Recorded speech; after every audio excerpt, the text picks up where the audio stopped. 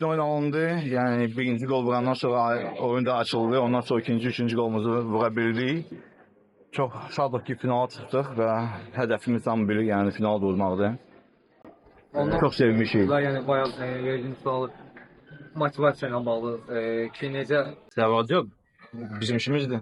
Bizə klub buna görə maaş verir ki, biz hər oyuna çıxaq, əlimizdən gələni eləyirik. Buna görə qələbə üçün və biz də əlimizdən gələni eləyirik. Finalda hansı komanda düşsə daha uyğundur onlar üçün. Mənim üçün fərqi yoxdur. Finaldayıq, hər qəribə qarşı oynayacaq.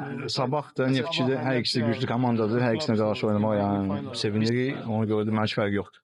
Belə bir sual verim. Azərbaycana gəldiyi ilk dönəmlərdə açıqlama vermişdi ki, xəyalımdır Çempionlar Liqasında qrupunda oynamaq. Amma hələ qismət olmayıb. Necə fikirləşirsiniz? O xəyal bu yay reallaşa bilər.